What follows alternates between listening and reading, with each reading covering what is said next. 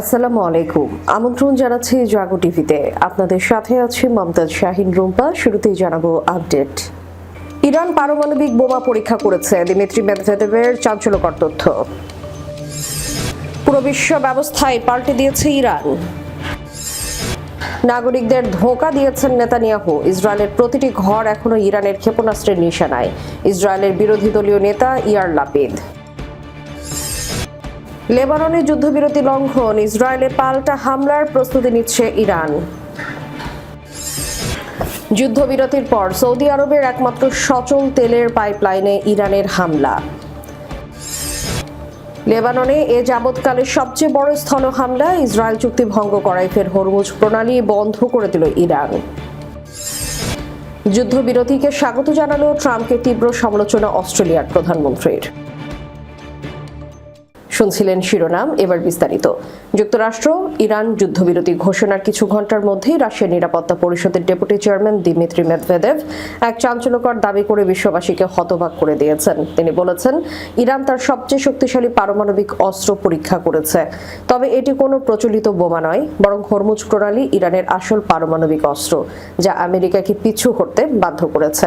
সামাজিক যোগাযোগ মাধ্যম এক্সে এক পোস্টে মেদভেদেভ লেখেন, ওয়াশিংটন ও তেহরানের মধ্যে যুদ্ধবিরতি কিভাবে কাজ করবে তা স্পষ্ট নয়, কিন্তু একটি বিষয় নিশ্চিত, ইরান তার পারমাণবিক অস্ত্র পরীক্ষা করেছে। এর নাম হরমুজ প্রণালী, এর সম্ভাবনা অফুরন্ত। মেদভেদেভের এই মন্তব্যে এক অর্থে রূপক। তিনি ইঙ্গিত দিয়েছেন যে ইরান যুদ্ধে কোনো প্রচলিত পারমাণবিক বোমা ব্যবহার করেনি, বরং হরমুজ প্রণালী অবরোধের মাধ্যমে বিশ্ব অর্থনীতির প্রণালীতে আঘাত করে এমন ধ্বংসাত্মক ক্ষমতার পরিচয় দিয়েছে, যা একটি পারমাণবিক বোমার চেয়েও কম কার্যকর নয়। হরমুজ প্রণালী কেন এটাকে পারমাণবিক অস্ত্র বলা হচ্ছে? হরমুজ প্রণালী পারস্য উপসাগর ও আরব সাগরের সংযোগ স্থলে অবস্থিত বিশ্বের সবচেয়ে গুরুত্বপূর্ণ সমুদ্রপথ। বিশ্বের মোট তেল বাণিজ্যের প্রায় 20% এই সংকীর্ণ প্রণালীর মধ্য দিয়ে যায়। যুক্তরাষ্ট্র ও ইসরায়েল 28 ফেব্রুয়ারি ইরানের উপর যুদ্ধ শুরু করলে ইরানের আইআরজিসি হরমুজ প্রণালীতে নিষেধাজ্ঞা আরোপ করে। শুধু যুক্তরাষ্ট্র, ইসরায়েল ও তাদের মিত্রদের জাহাজ চলাচল বন্ধ করে দেওয়া হয়। ফলশ্রুতিতে বিশ্ববাজারে তেলের দাম আকাশছোঁয়া হয়ে ওঠে। উপসাগরীয় দেশগুলোর অর্থনীতি বিপর্যস্ত হয়। যুক্তরাষ্ট্র জ্বালানি সংকটের মুখে পড়ে। মেদভেদেভের মতে এই প্রণালীর ক্ষমতা এতটাই অসীম যে একে পারমাণবিক অস্ত্রের সমতুল্য বলা যায়। প্রসঙ্গত, যুদ্ধ শুরুর সময় ট্রাম্প দাবি করেছিলেন যে ইরান পারমাণবিক বোমা তৈরির দ্বার প্রান্তে, কিন্তু যুদ্ধ শেষে মেদভেদেভ কার্যকরীভাবে বললেন, ইরানের আসল বোমা ছিল হরমুজ প্রণালী, ইউরেনিয়ামের তৈরি কোনো অস্ত্র নয়। এক মাস আগে 2রা মার্চ মেদভেদেভ সতর্ক করে দিয়েছিলেন যে ট্রাম্পের ইরান নীতি তৃতীয় বিশ্বযুদ্ধ ডেকে আনতে পারে এবং ইরান এখন 3 গুণ শক্তিতে পারমাণবিক অস্ত্র তৈরি করতে চাইবে। কিন্তু বর্তমান মন্তব্যে তিনি ইঙ্গিত দিয়েছেন, ইরান ইতোমধ্যেই তার সবচেয়ে কার্যকর পারমাণবিক অস্ত্র খুঁজে পেয়েছে, যা ভৌগোলিক অবস্থান ও অর্থনৈতিক অবরোধের শক্তি। ইরান যুদ্ধ জিতল কিনা সেই আলাপ তর্ক সাপেক্ষ হলেও বিশ্ব রাজনীতির চেনা মানচিত্র পুরোপুরি পাল্টে দিয়েছে তেহরান। এই যুদ্ধের ফলে ইরান তার শীর্ষ নেতৃত্ব হারানোর পাশাপাশি ক্ষেপণাস্ত্র ও ড্রোন মজুদের বড় অংশ এবং গুরুত্বপূর্ণ অবকাঠামো হারিয়েছে। হাজার হাজার ইরানি এই সংঘাতের বলি হয়েছেন, যাদের বড় অংশই ছিল দেশটির সামরিক বাহিনীর সদস্য।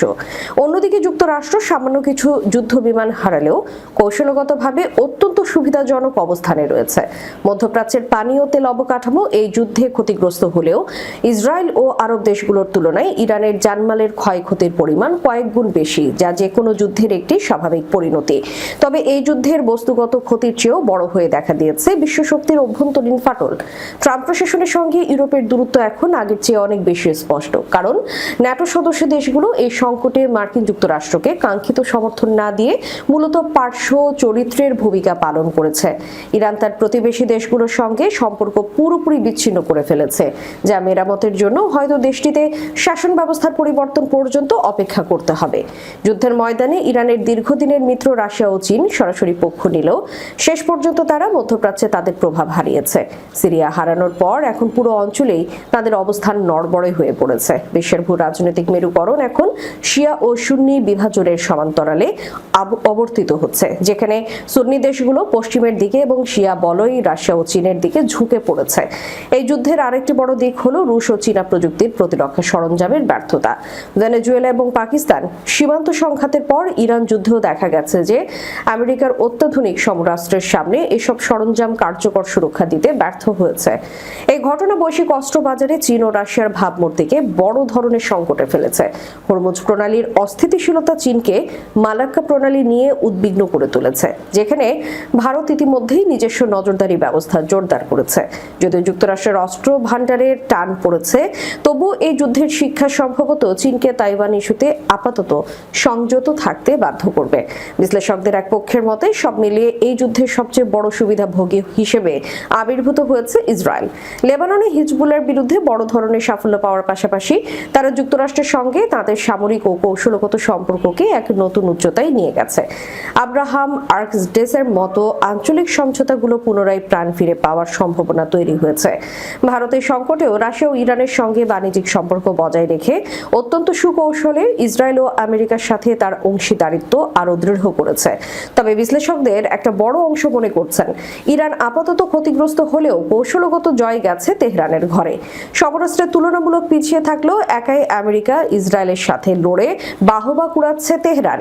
এমনকি ইরানের এই লড়াই গোটা আধিপত্যবাদী বিশ্ব ক্ষমতা কাঠামোর বিরুদ্ধে। অনেকেই মনে করছেন এই যুদ্ধবিরতি আসলে মার্কিন প্রশাসনের এক ধরনের নৈতিক পরাজয়। প্রধানমন্ত্রী নেতানিয়াহুর কঠোর সমালোচনা করেছেন ইসরায়েলের বিরোধী দলীয় নেতা ইয়ার লাপিদ। তিনি বলেছেন ইরানের সঙ্গে যুদ্ধ ইসরায়েলের জন্য এমন এক কূটনৈতিক বিপর্যয় যা আগে কখনো দেখেছেন বলে তার মনে পড়ে না। বুধবার ইসরায়েলি সংবাদ মাধ্যম টাইমস অফ ইসরায়েলের এক প্রতিবেদনে এই তথ্য জানানো হয়। ইয়ার লাপিদ বলেছেন কয়েক ঘন্টা, একদিন বা 2 দিন পর অথবা যখনই তিনি মনে করবেন যে তিনি বাংকার থেকে বেরিয়ে আসতে পারবেন, তখনই নেতানিয়াহু ইসরায়েল রাষ্ট্রের সামনে দাঁড়াবেন এবং ইরানের এই অভিযান সফল হয়েছে বলে বোঝানোর চেষ্টা করবেন। এটি হবে একটি ডাহা মিথ্যা। সেনাবাহিনী চমৎকার কাজ করেছে। বিশেষ সেনা বিমান বাহিনী তাদের কাছে যা চাওয়া হয়েছিল তার চেয়েও বেশি করেছে। তিনি বলেন, নেতানিয়াহু আমাদের একটি কৌশলগত বিপর্যয়ের দিকে নিয়ে গেছেন। এটি তার চেয়ে কম কিছু নয়। আমরা যে দেখেছি তা ছিল ঔদ্ধত্য, দায়িত্বহীনতা, পরিকল্পনার অভাব, অবহেলার সঙ্গে দাপ্তরিক কাজ পরিচালনা, দেশের অভ্যন্তরীণ ফ্রন্ট সামলাতে ব্যর্থতা এবং আমেরিকানদের কাছে মিথ্যা বলার এক লজ্জাজনক সংমিশ্রণ, যা আমাদের দুই দেশের মধ্যকার বিশ্বাসকে ক্ষতিগ্রস্ত করেছে। তিনি বলেন, সবগুলো সম্ভাব্য ফলাফলের মধ্যে নেতানিয়াহু সবচেয়ে খারাপটি নিয়ে এসেছে। ইরানের শাসন ব্যবস্থাকে পরাজিত করা যায়নি, পারমাণবিক হুমকি দূর হয়নি এবং ব্যালিস্টিক ক্ষেপণাস্ত্র ও হিজবুল্লার ক্ষেপণাস্ত্রগুলো ইসরায়েলের প্রতিটি বাড়ির দিকে তাক করা অবস্থাতেই রয়ে গেছে। লাপিদ অভিযোগ করে বলেন, প্রধানমন্ত্রী ইসরায়েলের নাগরিকদের ধোঁকা দিয়েছেন, তার সহযোগীদের প্রতারিত করেছেন এবং ধারাবাহিকভাবে কিছু নাটকীয় সংবাদ সম্মেলনের মাধ্যমে জনসাধারণের কাছে এমন এক কৌশলগত পরিকল্পনা তুলে ধরেছেন যার কোনো অস্তিত্বই ছিল না। এই যুদ্ধ এমনভাবে পরিচালিত হয়েছিল যেন ইসরায়েল রাষ্ট্রের নাগরিকরা সরকারের কামানের গোলা। আশ্রয়ের কোনো ব্যবস্থা নেই, শিক্ষা ও ক্ষতিপূরণের কোনো পরিকল্পনা নেই, এমনকি বেন গুরিয়ন বিমানবন্দরের জন্য কোনো পরিকল্পনা নেই, কিছুই নেই। নাগরিকদের নিয়ে কোনো উদ্বেগ ছিল না। লেবাননের যুদ্ধবিরতি লঙ্ঘনের ঘটনায় ইসরায়েলের প্রতি কঠোর হুঁশিয়ারি উচ্চারণ করেছে ইরান। ইসরায়েলকে শাস্তি দিতে যুদ্ধবিরতি থেকে বেরিয়ে যাওয়ার কথা ভাবছে তেহরান।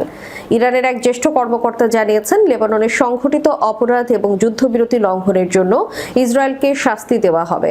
কাতার ভিত্তিক সংবাদ মাধ্যম আল জাজিরার প্রতিবেদন থেকে এই তথ্য জানা গেছে। নাম প্রকাশে অনিচ্ছুক ওই কর্মকর্তা বলেছেন, লেবাননে ইসরায়েলের কর্মকাণ্ড এবং যুদ্ধবিরতির শর্ত ভঙ্গের জবাবে আমরা শাস্তিমূলক ব্যবস্থা নেব। তিনি আরো দাবি করেন, চলমান যুদ্ধবিরতি পুরো অঞ্চলকে অন্তর্ভুক্ত করে। তার ভাষায়, ইসরায়েল প্রতিশ্রুতি ভঙ্গের জন্য পরিচিত এবং তাদের কেবল শক্তি প্রয়োগের মাধ্যমেই প্রতিরোধ করা সম্ভব। এদিকে ইরানের রাষ্ট্র সংবাদ সংস্থা ফার্স্ট নিউজ এজেন্সি এক অজ্ঞাত সামরিক সূত্রের বরাত দিয়ে জানায়, যুদ্ধবিরতি লঙ্ঘনের ঘটনায় ইসরায়েলের বিরুদ্ধে পাল্টা জবাব দেওয়ার প্রস্তুতি নিচ্ছে তেহরান। পরিস্থিতি ক্রমেই উত্তেজনাপূর্ণ হয়ে উঠেছে এবং বিষয়টি নিয়ে আরো বিস্তারিত তথ্য পাওয়া গেলে তা জানানো হবে। যুক্তরাষ্ট্র, ইসরায়েল ও ইরানের মধ্যে যুদ্ধবিরতি যুদ্ধবিরতি ঘোষণার কয়েক ঘন্টার মধ্যেই লেবাননের রাজধানী বৈরুতের ঘনবসতিপূর্ণ বাণিজ্যিক ও আবাসিক এলাকায় আকস্মিক বিমান হামলা চালায় ইসরায়েল। সংবাদ মাধ্যমের প্রতিবেদন অনুযায়ী রিপোর্ট লেখা পর্যন্ত এসব হামলায় 89 জন নিহত এবং 7 শতাধিক মানুষ আহত হয়েছে। ইসরায়েল আগেই জানায় এই যুদ্ধবিরতি লেবাননে তাদের চলমান যুদ্ধের ক্ষেত্রে প্রযোজ্য নয়। তবে মধ্যস্থতাকারী দেশ পাকিস্তান দাবি করেছে লেবাননও এর অন্তর্ভুক্ত। যুদ্ধবিরতির পর সৌদি আরবের একমাত্র সচল তেলের পাইপলাইনে ইরানের হামলা। যুদ্ধ বন্ধে 2 সপ্তাহের যুদ্ধবিরতিতে সম্মত হয়েছে যুক্তরাষ্ট্র ইরান। তবে এরপরও সৌদি আরবের গুরুত্বপূর্ণ ইস্ট ওয়েস্ট পাইপলাইনে হামলা চালায় তেহরান। বার্তা সংস্থা রয়টার্স জানায় বুধবার এই হামলার মাধ্যমে সৌদি আরবের অপরিশোধিত তেল রপ্তানির একমাত্র বিকল্প পথটি ব্যাপক ক্ষতিগ্রস্ত হয়েছে। ইরান হরমুজ প্রণালী বন্ধ করে দেওয়ায় সৌদি আরব তাদের তেলের খনিগুলো থেকে লোহিত সাগরের ইয়ানবু বন্দর পর্যন্ত তেল পরিবহনে পাইপলাইনটি ব্যবহার করছিল। সংশ্লিষ্ট শিল্প খাতের একটি সূত্র রয়টার্সকে জানায় বুধবারের এই হামলায় পাইপলাইনের প্রবাহ ব্যাহত হতে পারে। ক্ষয়ক্ষতির পরিমাণ এখনো জানা যায়নি। তবে ঘটনা বিশ্বের ইতিহাসে সবচেয়ে ভয়াবহ জ্বালানি সংকটকে আরো ঘনীভূত করবে বলে আশঙ্কা করা হচ্ছে। ইরানের ইসলামী বিপ্লবী গার্ড বাহিনী বুধবার এক বিবৃতিতে জানায় তারা ওই অঞ্চলে ক্ষেপণাস্ত্র ও ড্রোন দিয়ে বেশ কয়েকটি লক্ষ্যবস্তুতে আঘাত এনেছে। এর মধ্যে ইয়ানবু বন্দরে মার্কিন কোম্পানিগুলোর তেল স্থাপনাও রয়েছে বলে তারা দাবি করছে। তবে হামলার সঠিক সময় এবং পাইপলাইনের কার্যক্রমের উপর এর প্রভাব সম্পর্কে সৌদি আরামকো বা সরকার থেকে তাৎক্ষণিক কোনো মন্তব্য পাওয়া যায়নি। এদিকে পাকিস্তানের মধ্যস্থতায় গতকাল যুক্তরাষ্ট্র ইরানের মধ্যে 2 সপ্তাহের যুদ্ধবিরতি চুক্তি হলেও পারস্য উপসাগরীয় দেশগুলোতে ইরানের হামলা থামেনি। কুয়েতের সেনাবাহিনী জানিয়েছে বুধবার স্থানীয় সময় সকাল 8টা থেকে ইরানের তীব্র হামলার মুখে পড়েছে তারা। ড্রোন হামলায় কুয়েতের তেল স্থাপনা, বিদ্যুৎ কেন্দ্র এবং পানি শোধনাগারগুলো ব্যাপক ক্ষতিগ্রস্ত হয়েছে। সংযুক্ত আরব আমিরাত কর্তৃপক্ষ জানিয়েছে তারা আজও ইরানের ক্ষেপণাস্ত্র ও ড্রোন হামলা প্রতিহত করেছে। বাহরাইন জানায় ইরানের হামলায় সিত্রা এলাকার বেশ কিছু বাড়িঘর ক্ষতিগ্রস্ত হয়েছে। ইসরায়েল লেবাননে এই যাবৎকালের সবচেয়ে বড় স্থল হামলা চালানোর পরে যুদ্ধবিরতি লঙ্ঘন হওয়ায় এবার হরমুজ প্রণালী দিয়ে তেলবাহী ট্যাঙ্কারের চলাচল বন্ধ করে দিয়েছে ইরান। যদিও হরমুজ প্রণালী দিয়ে ট্যাঙ্কার চলাচল অব্যাহত রাখা ইরান ও যুক্তরাষ্ট্রের মধ্যে যুদ্ধবিরতির একটি গুরুত্বপূর্ণ শর্ত ছিল, তবে লেবাননে ইসরায়েলের হামলা চুক্তি ভঙ্গ করায় ইরান এই কঠিন পদক্ষেপ নিয়েছে। ইসলামী বিপ্লবী গার্ড বাহিনী ঘনিষ্ঠ বার্তা সংস্থা ফার্স জানিয়েছে আজ সকালে ইরানের অনুমতি নিয়ে দুটি তেলবাহী ট্যাঙ্কার প্রণালী অতিক্রম করতে পারলেও বর্তমানে হরমুজ প্রণালী দিয়ে ট্যাঙ্কার চলাচল বন্ধ রয়েছে। ইসলামিক রিপাবলিক নিউজ এজেন্সিও জানায় জাহাজ চলাচল বন্ধ রাখা হয়েছে। উভয় গণমাধ্যমই লেবাননে ইসরায়েলের অব্যাহত হামলাকে এর কারণ হিসেবে উল্লেখ করেছে। এর আগে পাকিস্তানের প্রধানমন্ত্রী শাহবাজ শরীফ জানায় ইসরায়েল, যুক্তরাষ্ট্র ও ইরানের মধ্যে স্বাক্ষরিত যুদ্ধবিরতি চুক্তির আওতায় লেবাননও অন্তর্ভুক্ত ছিল। তবে ইসরায়েলি সামরিক বাহিনী শাহবাজ শরীফের সেই দাবি নাকচ করে দিয়ে স্পষ্ট জানায় লেবাননে হিজবুল্লাহর উপর তাদের হামলা অব্যাহত থাকবে। এদিকে লেবাননের উপর হামলার মাধ্যমে ইসরায়েল যদি যুদ্ধবিরতি লঙ্ঘন অব্যাহত রাখে তবে ইরান যুক্তরাষ্ট্রের সঙ্গে করা যুদ্ধবিরতি চুক্তি থেকে সরে আসবে বলে জানা গেছে। বুধবার ইরানের আধা সরকারি তাসনিম নিউজ এজেন্সিকে একটি নির্ভরযোগ্য সূত্র এমন তথ্য জানিয়েছে। অস্ট্রেলিয়ার প্রধানমন্ত্রী অ্যান্থনি আলবানিজ মার্কিন প্রেসিডেন্ট ডোনাল্ড ট্রাম্পের সাম্প্রতিক কিছু বক্তব্যের তীব্র আলোচনা করেছেন। তবে একই সঙ্গে তিনি বৈশ্বিক সংঘাত নিরসনে ঘোষিত নতুন যুদ্ধবিরতিকে ইতিবাচক পদক্ষেপ হিসেবে অভিহিত করে স্বাগত জানায়। বুধবার রয়টার্সের এক প্রতিবেদনে বলা হয় সিডনিতে এক সংবাদ সম্মেলনে ভাষণ দেওয়ার সময় আলবানিজ ট্রাম্পের বিতর্কিত বাকভঙ্গি ও রেটরিক নিয়ে নিজের আপত্তিকর কথা জানান। আলবানিজ সতর্ক করে বলেন এ ধরনের উস্কানিমূলক বক্তব্য আন্তর্জাতিক কূটনীতি এবং স্থিতিশীলতার জন্য অন্তরায়ী হতে পারে। অস্ট্রেলিয়ার প্রধানমন্ত্রী বলেন গণতান্ত্রিক বিশ্বে গঠনমূলক আলোচনা জরুরি। এমন কোনো বক্তব্য দেওয়া উচিত নয় যা মিত্রদের মধ্যে ভুল বুঝাবুঝি তৈরি করে বা উত্তেজনায় ঘি ঢালে। উল্লেখ্য সাম্প্রতিক সময়ে বিভিন্ন আন্তর্জাতিক ইস্যুতে ট্রাম্পের দেওয়া কিছু মন্তব্য নিয়ে অস্ট্রেলিয়া ও প্রশান্ত মহাসাগরীয় অঞ্চলে মিশ্র প্রতিক্রিয়া তৈরি হয়েছে। তবে ট্রাম্পের বাচনভঙ্গির সমালোচনা করলেও নির্দিষ্ট একটি অঞ্চলে সংঘাতের নাম যুদ্ধবিরতি কার্যকর হওয়ার খবরকে সাধুবাদ জানিয়েছেন আলবানিজ। তিনি একে শান্তি প্রতিষ্ঠার পথে একটি গুরুত্বপূর্ণ মোড় হিসেবে বর্ণনা করেন। তিনি আশা প্রকাশ করে বলেন যে এই যুদ্ধবিরতি দীর্ঘমেয়াদী শান্তিতে রূপ নেবে এবং মানবিক সহায়তা কার্যক্রমকে ত্বরান্বিত করবে। বিশ্লেষকরা মনে করছেন আলবানিজের এই দ্বিমুখী অবস্থান অস্ট্রেলিয়ার পররাষ্ট্র নীতির একটি কৌশলগত প্রতিফলন। একদিকে তারা দীর্ঘদিনের মিত্র যুক্তরাষ্ট্রের সঙ্গে সম্পর্ক বজায় রাখতে চায়, অন্যদিকে ট্রাম্পের উগ্র জাতীয়তাবাদী বা অস্থিতিশীল বক্তব্যের সঙ্গে নিজেদের দূরত্ব বজায় রাখার চেষ্টা করছে। যুক্তরাষ্ট্রের আসন্ন নীতির পরিবর্তন এবং এর ফলে বিশ্ব রাজনীতিতে যে প্রভাব পড়ছে তা নিয়ে ক্যানবেরা সতর্ক অবস্থানে রয়েছে বলে প্রধানমন্ত্রীর বক্তব্যে স্পষ্ট হয়েছে। দর্শক, শেষ করার পূর্বে সংবাদ শিরোনামগুলো জানিয়ে দিব আরো একবার। ইরান পারমাণবিক বোমা পরীক্ষা করেছে, দিমিত্রি মেদভেদেভের চাঞ্চল্যকর তথ্য। পুরো বিশ্ব ব্যবস্থায় পাল্টে দিয়েছে ইরান। নাগরিকদের ধোঁকা দিয়েছেন নেতানিয়াহু। ইসরায়েলের প্রতিটি ঘর এখনো ইরানের ক্ষেপণাস্ত্রের নিশানায়। ইসরায়েলের বিরোধী দলীয় নেতা ইয়ার লাপিদ। লেবাননে যুদ্ধবিরতি লঙ্ঘন, ইসরায়েলে পাল্টা হামলার প্রস্তুতি নিচ্ছে ইরান। যুদ্ধবিরতির পর সৌদি আরবের একমাত্র সচল তেলের পাইপলাইনে ইরানের হামলা।